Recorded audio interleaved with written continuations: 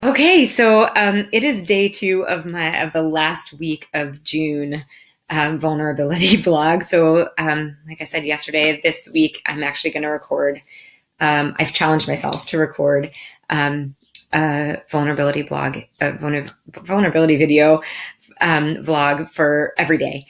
And again, in case you didn't watch yesterday, the reason behind that is to really just feel like I've closed some loose ends around my mindset that sort of have persisted over the last 6 months, the first half of 2018, so that I can enter the second half of 2018 feeling a little bit freer and lighter and more relaxed.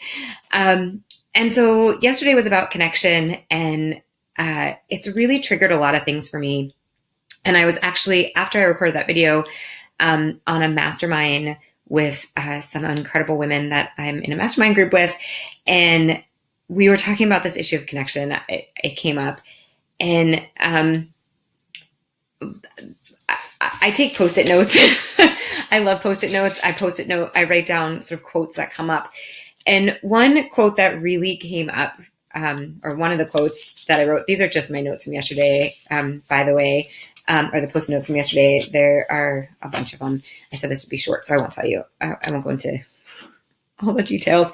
But when this one came up yesterday, in the conversation, it really resonated with me, and it also really just felt so true, and I wanted to share it. So part of the thing about connecting, part of the reason why we want to connect, I mean, on a biological level, we need to connect to feel like we're a part of something bigger, and to feel safe and protected, right? Because you don't always have to look for the saber-toothed tiger that's going to attack you. Going back to the when our brains were forming as cavemen and cave women, and so there's safety in numbers. I mean, we know that, and so in order to be in those numbers, you want to connect with the people that are in those numbers, so you know that they're going to protect you and you're going to protect them.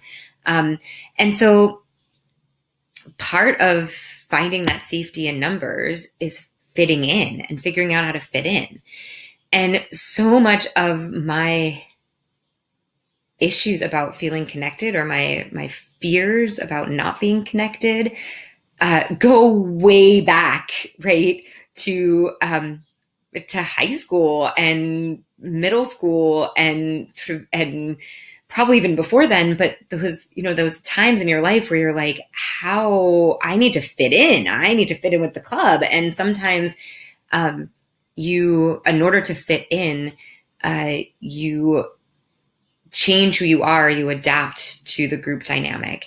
And that works. And that, is certainly a way to stay safe.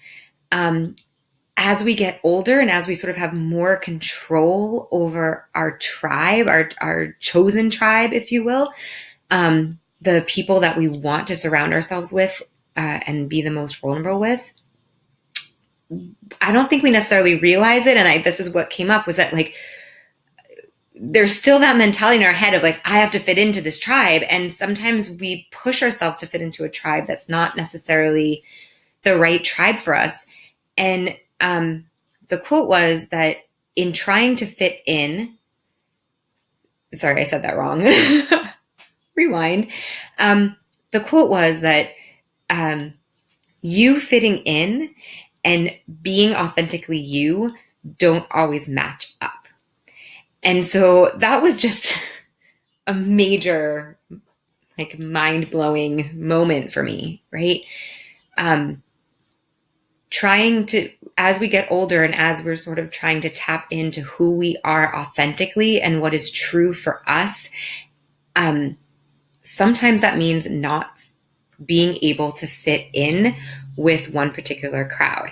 And as I said yesterday, that does not mean you have to leave the crowd. That does not mean that you can't adapt in certain situations. It just means that sometimes we have to kind of balance or recognize whether we're pushing ourselves to fit in a way in with a group that we don't actually want to be in, because it's not the group that's going to help us authentically grow.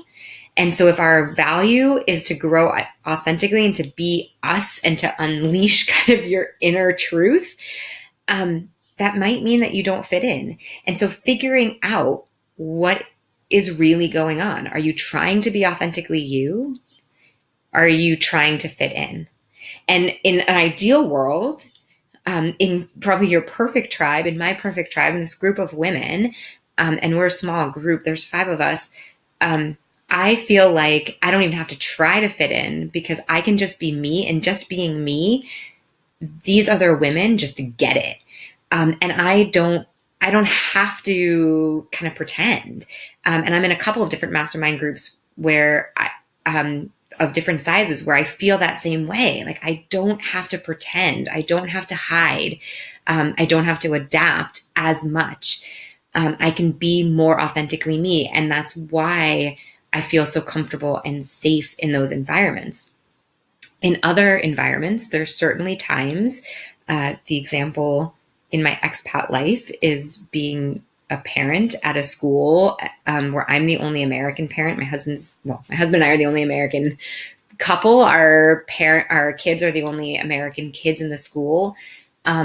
We obviously have to be part of that community, part of that sort of tribe tangentially.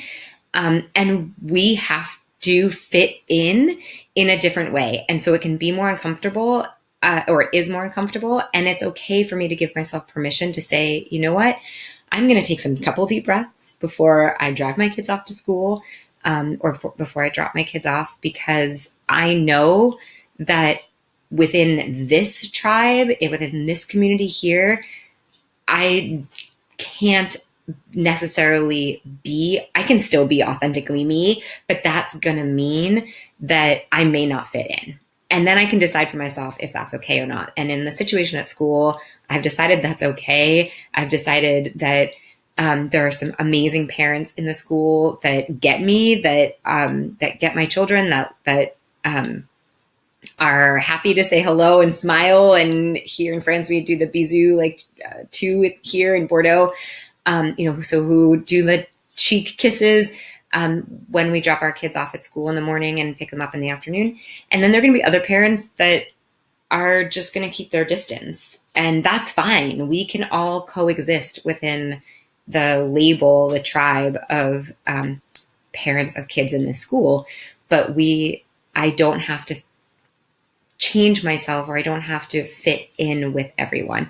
I hope that makes sense. I was trying to keep this short.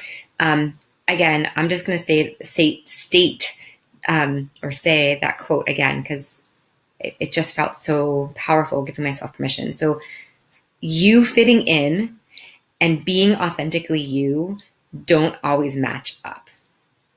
And it's okay when they don't. And you get to decide what the balance is and when you want to be authentically you and not fit in, and when you want to adapt so that you can fit in more and hide some of those pieces of you that are authentic. Have a great Tuesday. I'll talk to you tomorrow.